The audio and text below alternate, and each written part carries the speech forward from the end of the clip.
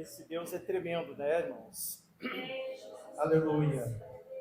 Ele é maravilhoso. Nós estamos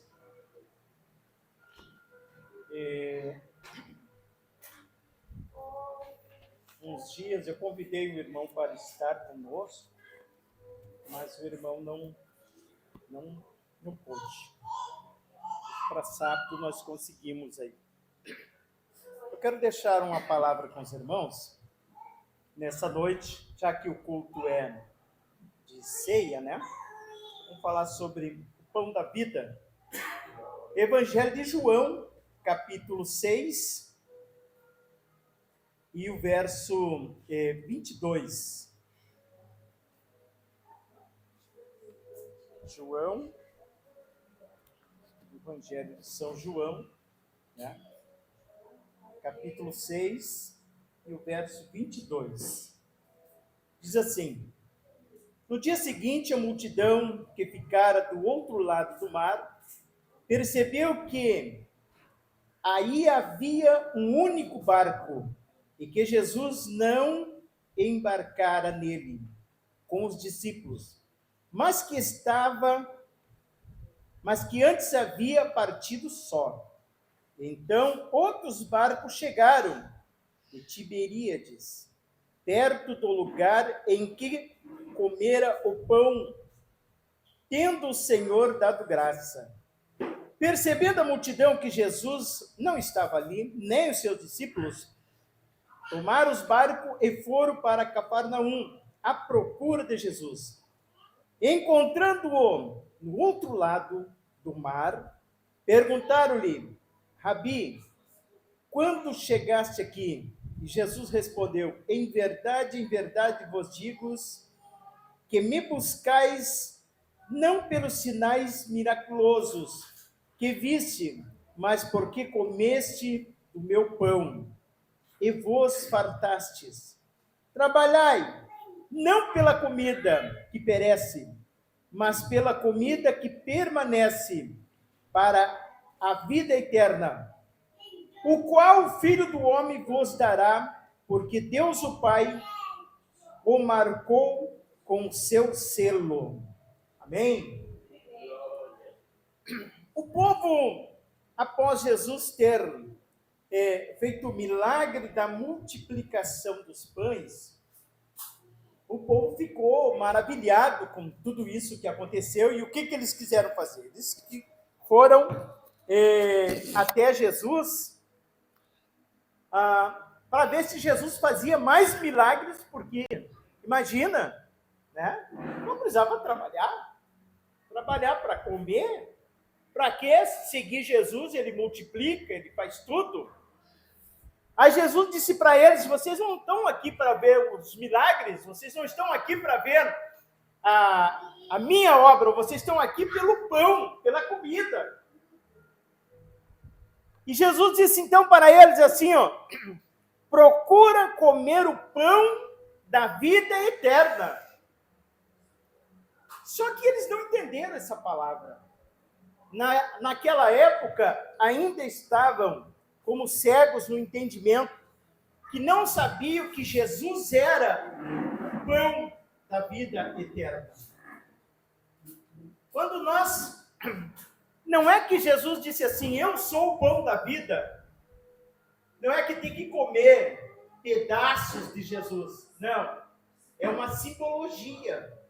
É uma simbologia de que ele é o pão. Por que Jesus se titulava o pão? Porque ele veio para saciar a fome. Lá em Sofonias, no capítulo 7, ele diz assim que chegarão dias em que o povo correrão de um lado para outro e sentirão fome, mas não fome de pão e nem fome de água, mas fome de ouvir a palavra do Senhor.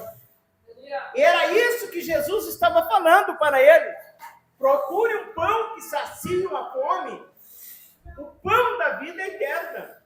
Por que Jesus era chamado de pão? Primeiro, Jesus nasceu em Belém. Belém quer dizer casa do pão.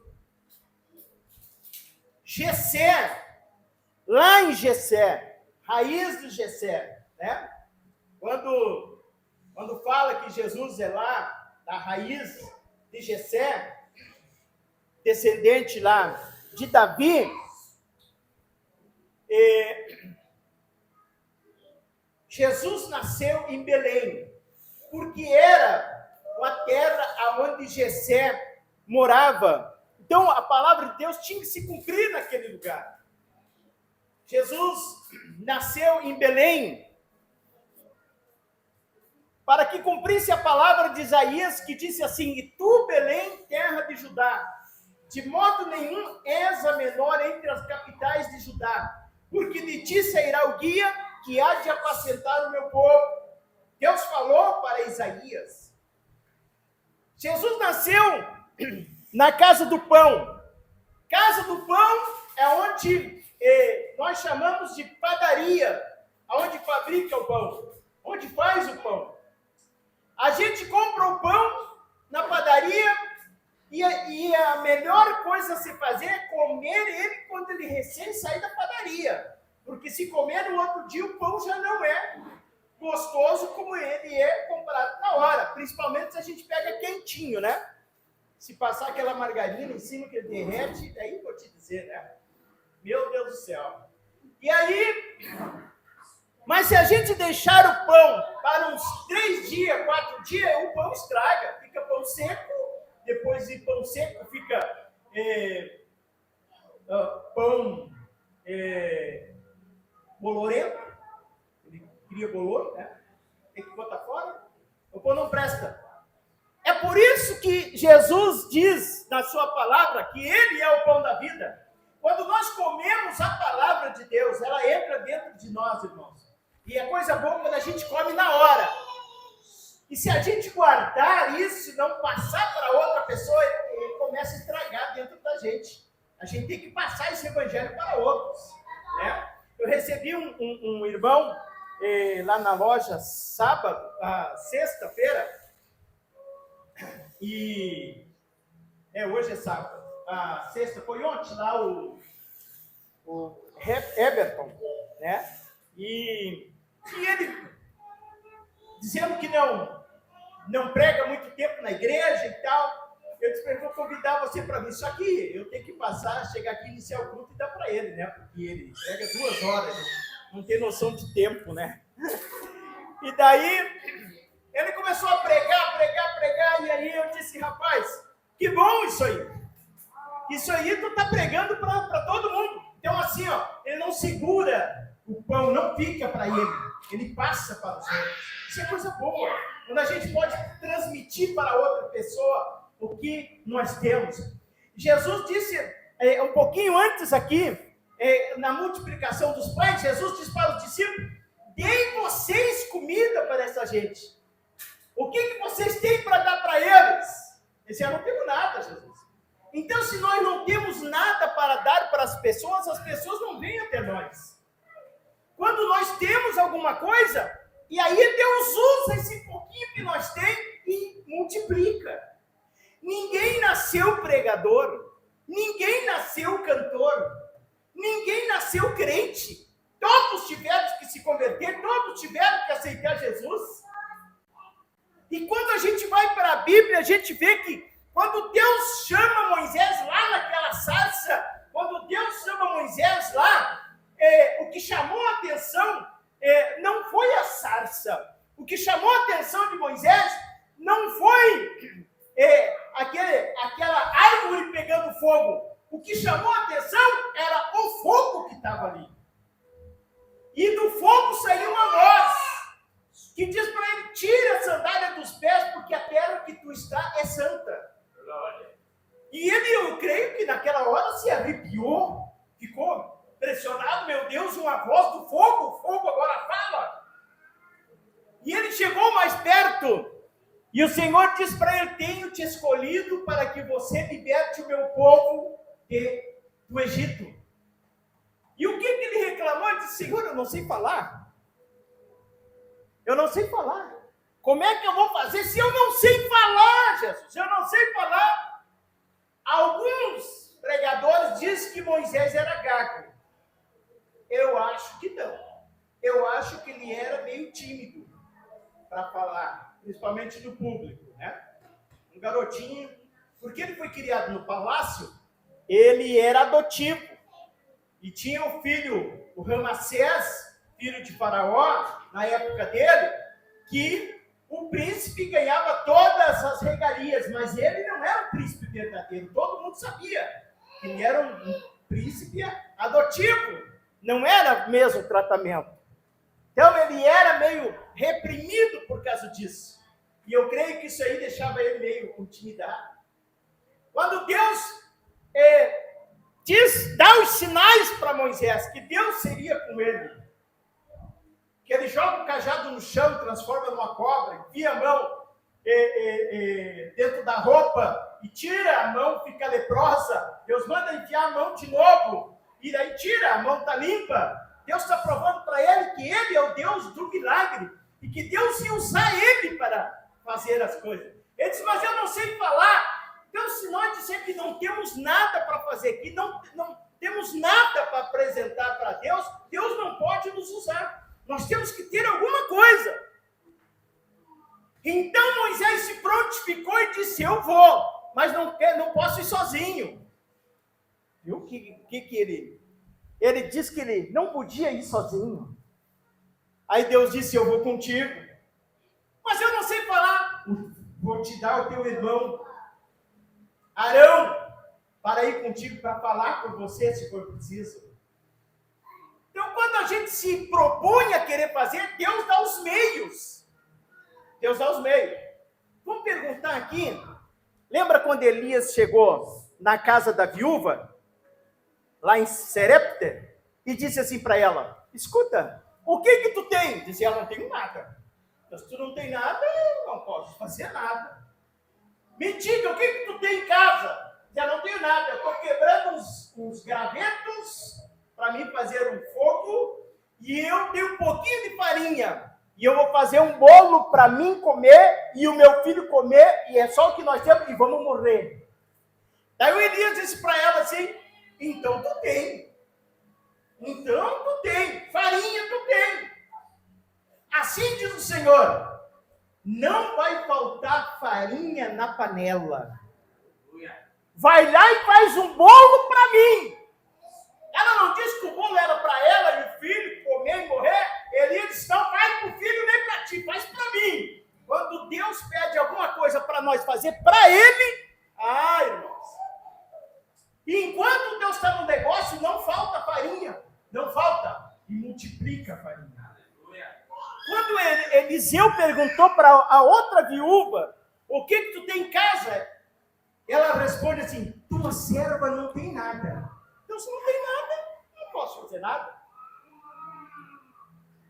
Eliseu perguntou para ela, quando ela contou a história, olha, meu marido devia uma dívida aí, pegou um dinheiro emprestado, né? Uns agiotas, e aí agora meu marido morreu, e os credores vieram me cobrar, e eu não tenho dinheiro. E eles querem levar os meus filhos como escravos para pagar a dívida. Mas eu não posso entregar os meus filhos. Imagina a mãe entregar um filho. Eliseu perguntou para ela, o que tu tem em casa? Ela diz, meu Senhor, não tenho nada em casa. Se não tem nada em casa, irmãos, se nós dissermos para Senhor, eu não sou nada, eu não posso fazer nada, eu não consigo, todas essas coisas, é coisa que o inimigo coloca na nossa cabeça, que é para nós não desenvolver o chamado que Deus tem para nós. O inimigo vem dizer assim, você não consegue, ninguém gosta de você, o teu ministério não vai para frente, ninguém te ouve, ninguém entende quando você canta, ninguém entende quando você fala, quando você prega, quando você ora. E aí o inimigo fica falando, te botando para baixo. Mas o Eliseu perguntou para a mulher, me diz de novo aí, diz, não tem nada em casa? A única coisa que eu tenho é uma botija de azeite. Aí mudou. Vai para casa então, pega essa botija de azeite que está lá, antes pede para os teus filhos e os vizinhos e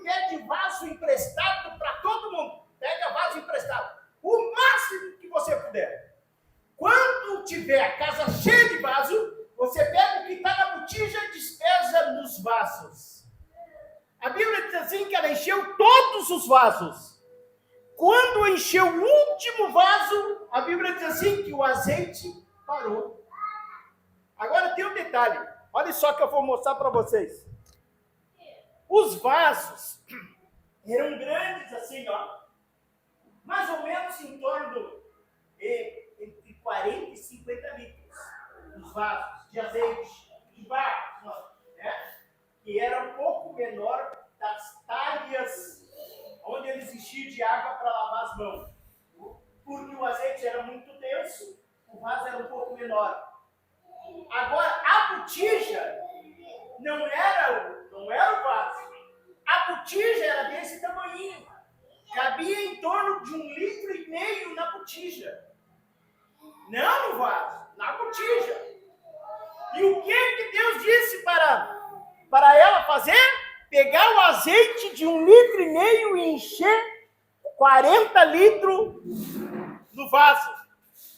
Para mostrar que era Deus fazendo milagres, correndo e não parava de escorrer. Quando encheu o último vaso, a Bíblia diz que o vaso parou. A botija parou de escorrer. Encheu o último vaso. O que Deus quer mostrar para nós, irmãos? Olha só. Quando Deus está na nossa vida e precisa encher a vida de uma outra pessoa, Ele enche, usa a gente para encher a outra pessoa até o momento que a outra pessoa está cheia. Quando a outra pessoa está cheia, você também para de encher, porque a outra já está cheia. Não foi assim? Quando o Pentecostes chegou, lá em Atos capítulo 2, e todos foram cheios. Todos foram cheios. Cheios de azeite, cheios do Espírito Santo. Todos foram. E quando eles foram cheios, eles saíram falando línguas estranhas. Oh, aleluia!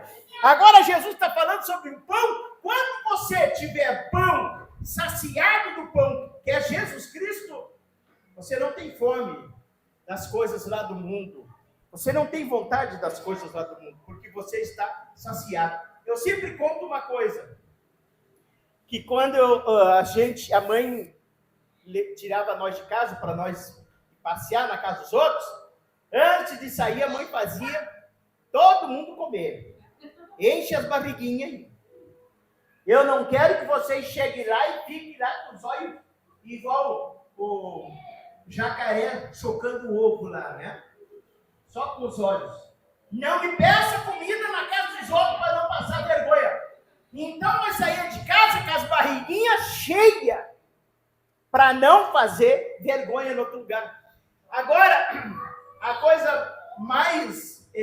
quantas vezes nós recebemos, porque a nossa casa era bem pertinho da igreja, a gente recebeu, irmão Camila, famílias grandes lá em casa com fome. E a gente também não tinha muita coisa. Mas eu me lembro que a mãe tinha um tacho grande assim, de ferro, onde ela fazia polenta. Naquele tacho, ela despejava um leite dentro e dava uma colher para 10, 8, 15 crianças, tudo na volta daquele tacho, cada um com a sua colher comendo leite e polenta. Eu tenho um tio que nós dava risada, que ele tinha 5 anos de casado e tinha 8 filhos. Não sei, sabe, como é que faz essa conta? 5 anos de casado e ter 8 filhos. É que nasceu gêmeos lá, né? Então deu uma adiantada, né, no negócio. Mas eles eram muito pobres. E eles iam para lá, tio Pedro com toda a sua família, chegavam lá, a mãe dava comida para eles. E a Rose conheceu os Mendonços, né? Tudo pobre. Vinha para a igreja, a mãe dava comida para todos eles lá. E a coisa mais bonita que era ver, irmã Eva, aquelas criancinhas, quantos enchiam a barriguinha. Que felicidade! Essas são as crianças felizes, as barriguinhas tudo cheias. Aleluia! Mas às vezes na igreja nós vemos, irmã Adriana, na igreja, com fome de ouvir a palavra de Deus. E voltamos às vezes com a nossa barriguinha vazia. Não ouvimos a voz de Deus, não ouvimos a palavra. Às vezes a gente vai numa campanha, o pregador faz um tendel bem grande lá, faz um movimento lá, e a gente volta para casa e parece que não aprendeu nada da palavra de Deus. Mas nessa noite, Deus está dizendo para nós aqui, eu tenho comida para satisfazer você. Eu tenho o melhor para você. Aleluia, o pão que eu quero dar, que é a minha palavra, diz o Senhor. Se você comer essa palavra, você vai ter vida eterna. Aleluia! Quando Deus mostra para Ezequiel a sua palavra, e mostra o livro para Ezequiel, Deus mostrou e disse para Ezequiel, coma esse livro. Ezequiel comeu o livro. Aleluia! E o que é? Quando Jesus diz assim, lá para os fariseus, errais por não conhecerem as Escrituras, palavra. Lá em Apocalipse, Jesus diz assim, que a sua palavra é vida, e vida em abundância. O pão que Jesus está falando é um pão de vida. Eu poderia falar aqui sobre o vinho, mas vamos ficar só na parte do pão. Quando ele, na última ceia, ele diz assim, naquela última noite, onde iam prender ele disse assim, desejei muito comer convosco essa Páscoa. Aleluia, antes que padeça. Aleluia, ele tinha um desejo.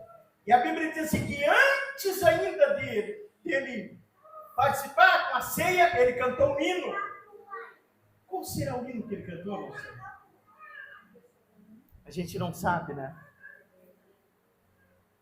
Que hino será que ele cantou?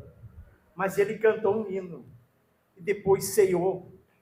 E depois ele foi para o monte do Getsêmani orar. Depois prenderam ele. Mas antes, ele participou da ceia, do pão. E aonde ele disse para os discípulos, este é o meu corpo, que é partido por vós. Fazer isso em memória de mim. A Santa Ceia, tem muita gente que acha que a Santa Ceia é salvação. A Santa Ceia não é salvação. A Santa Ceia é um símbolo para a gente não esquecer de que Jesus morreu por nós na cruz. A carne dele foi furada lá na cruz. O corpo dele foi sacrificado lá na cruz. Quando eles falavam sobre o pão, porque bem na hora ele diz assim, partiu o pão, ele rasgou o pão. As mãos de Jesus foram rasgadas na cruz. O peito de Jesus foi rasgado com uma lança. Por isso que ele disse assim, o meu corpo, e rasgou o pão. E rasgou de novo e deu um pedaço para os discípulos. Referindo-se que ele seria na cruz daquele jeito. E ele dizendo assim, para os discípulos, não esqueçam. Por isso que nós tomamos a ceia, irmãos, é para não esquecer do que ele sofreu por nós. Não é porque, mas o pão é sagrado. Mas o vinho é sagrado. Não tem nada de sagrado. É simbólico. Para a gente não esquecer. É um ato memorial, tá? Para a nossa memória. Nós memorizar que Jesus, a nossa salvação, veio pelo intermédio do sofrimento de Jesus. A nossa salvação foi porque ele foi o cordeiro, ele foi a propiciação, ele foi a oferta, ele foi o preço pago para comprar as nossas vidas. E a ceia é para nós lembrar que ele derramou o seu sangue lá, porque ele diz ali, o vinho é o meu sangue, para vocês não esquecerem que o que eu derramei, o que eu sofri, eu não sei se você assistiu o filme Paixão de Cristo, aquele do Mel Gibson. Quando se fala uma palavra judiaria, que é um termo lá de judeu, porque pegavam os judeus e surravam muito judeu, judiavam de judeu, essa palavra judiaria quer dizer judeu, né? Judeu pega judeu e maltrata. E faz. O que fizeram com Jesus foi uma judiaria. Deram tanto, que aparecia as costelas cortadas dos chicotes que levava, aparecia o osso da costela. Deram nas mãos, botaram uma coroa de espinho e bateram na coroa para cravar os espinhos. Aí pega um pedaço de madeira bem grande e manda carregar. É a tua cruz, tu vai carregar. Olha o que ele sofreu. E era tudo para pagar o nosso pecado. E ele disse, olha, eu quero que vocês não esqueçam disso aí no dia da ceia. Lembra que tudo isso que eu sofri por você. Ele pagou o preço, ele pagou a nossa carta de euforia, ele pagou a nossa liberdade. O pastor Roberto gostava de contar um fato aqui na igreja. Eu vou repetir aqui para encerrar aqui nessa noite. Pastor Roberto, saudoso pastor Roberto, contava muitas coisas, né? E uma das coisas que ele contava aqui na igreja, ele diz que um certo homem cometeu um crime muito grave e ele foi condenado à morte. Foi condenado à morte. Então ele ia ser morto. Mas o juiz resolveu dar uma chance para ele. O que o juiz fez? O juiz se vestiu de pastor. O juiz pegou uma Bíblia e foi lá na cadeia, falou com o carcereiro e contou que ele era o juiz, mas que não contasse para o prisioneiro. E o carcereiro abriu a cela para que aquele juiz entrasse na cela. E quando ele entrou, o juiz disse assim, eu sou um pastor, vim te trazer uma palavra para você. E o homem disse, eu não quero palavra nenhuma, e eu não gosto de pastor. Aí o juiz disse assim, eu quero te dar uma Bíblia de presente, tu aceita essa Bíblia? Diz o cara, não aceito, não quero saber de Bíblia. Mas ele insistiu, sabe que Deus te ama, sabe que Deus tem o melhor para você, sabe que Deus tem amor na tua vida, e Deus deseja a tua libertação. Diz ele, não, Deus não deseja a minha libertação. Se Deus desejasse, Deus não tinha me botado eu aqui dentro. E o pastor, que era aquele juiz, insistiu com aquele moço, para ele ficar com a Bíblia, para ele aceitar a palavra. O homem não quis. E o juiz então disse, então, tu não quer mesmo? Não, não quero. E ele saiu da cela. E foi embora. E o carcereiro voltou e disse para ele, você sabe quem era esse homem que estava aí? Não, o pastor está junto aí, esses crentes aí, do livro da capa preta aí que querem, né? Esse homem que teve aí era o juiz. Sabe o que tinha dentro da Bíblia que ele queria te dar? Ele disse, não, a tua carta de liberdade. Ele tinha a tua carta de perdão no meio da Bíblia. Se tu aceitasse a Bíblia, a tua carta de perdão estava ali no meio, mas tu não quis, você perdeu a chance. Chegou o dia que ele ia ser morto, e quando perguntaram para ele as últimas palavras, ele disse assim, eu quero que todos que estão aqui, escutem o que eu vou dizer, eu vou morrer, não pelos os crimes que eu pratiquei. Eu vou morrer porque eu não quis aceitar a liberdade. Por não querer aceitar a liberdade. Tem muita gente hoje, irmãos, que se morrerem agora, quando eles abrirem os olhos, eles vão estar no inferno. E quando eles chegarem lá, eles vão dizer assim: eu estou aqui porque eu não quis aceitar Jesus. Você lembra a história que Jesus fala do rico e o pobre Lázaro? A Bíblia diz assim, que morreu Lázaro e foi levado pelos anjos ao céu. É assim que está escrito na Bíblia. No próximo versículo diz assim, e morreu rico. E quando ele abriu os olhos, ele estava no inferno.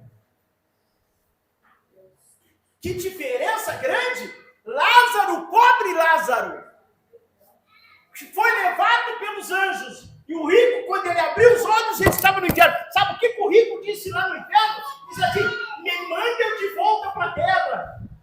O que tu quer fazer na terra? Eu quero ser missionário, eu quero ser pastor, eu quero ser pregador.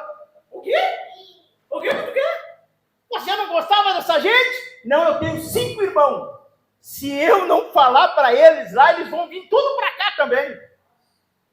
Aí o que responderam para o rico? Responderam o seguinte, lá tem os profetas, lá tem os homens de Deus para pregar. Se eles deram ouvido a esses homens de Deus, eles não vêm para cá. Mas se eu for lá e falar, não vão acreditar em vocês. Eles não acreditam nos homens de Deus que estão lá, vão acreditar em você? A oportunidade, irmãos, muitas pessoas hoje têm oportunidade de aceitar Jesus, mas eles não aceitam. Mas todo aquele que aceita, come desse pão, bebe dessa água. Como Jesus disse para a samaritana, a água que eu tenho é para a vida eterna. Amém, irmãos? Que Deus possa abençoar a vida de cada um nesta noite. E que possamos guardar essa palavra em nossa vida, em nosso coração. Porque Jesus é o pão da vida. Aleluia!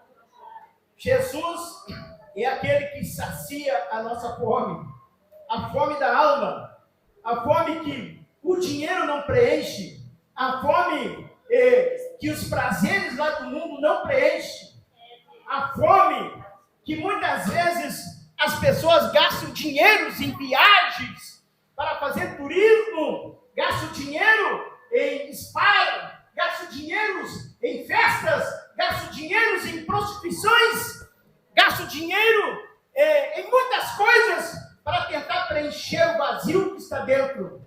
Mas o único que preenche todo esse vazio é Jesus. Aleluia.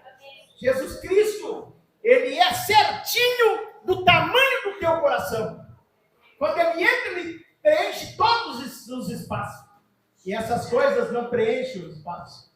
Agora, a Bíblia diz assim, que o Senhor diz assim, olha só, não ameis o mundo e nem as coisas que o mundo dá.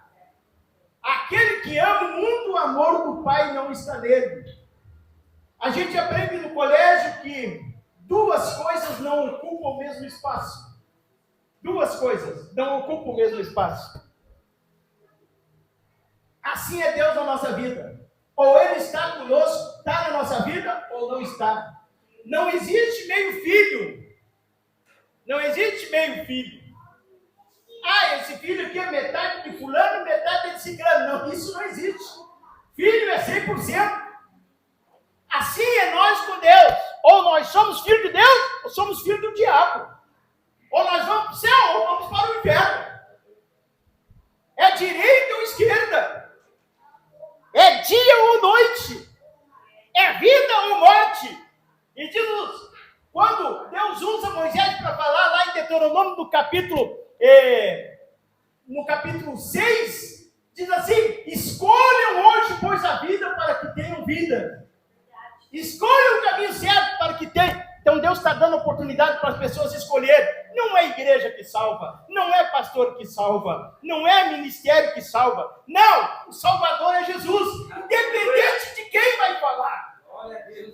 É Jesus que salva. Não é o pregador que faz a obra, não é a igreja que faz a obra. Quem faz a obra é o Espírito Santo. É Ele que convence, é Ele que transforma, é Ele que faz tudo o que for preciso para uma vida reconhecer que precisa de Jesus. Oh, aleluia. Quero fazer uma oração. Vamos ficar em pé? Eu sei que Deus é poderoso. Aleluia.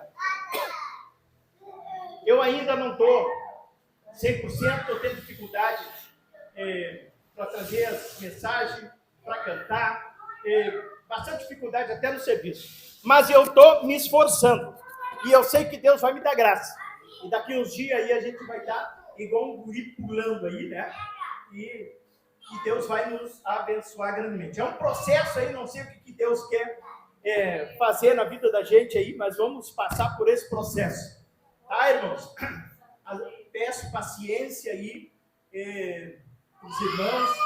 Às vezes eu penso em querer trazer uma palavra, uma coisa assim, mais detalhada, mas eu sei que daí chega aqui sem unção, falar só coisas, isso aí, Deus não opera assim, né? Eu gosto assim que Deus dá algo que venha de cima do céu e fala direto com a gente, né? E eu sei que a obra é do Espírito Santo, então deixa o Espírito Santo usar. Amém? A missionária Rose esqueceu de trazer o caderninho, que ela faz a leitura dos dízimos, das ofertas que entram todos os meses, as nossas despesas. Pode? Eu quero pedir desculpa para os irmãos, mas eu tenho tudo anotadinho lá, né, as ofertas e os dízimos, e eu quero dizer para os irmãos que esse mês passado agora, não, esse mês de março é o mês do que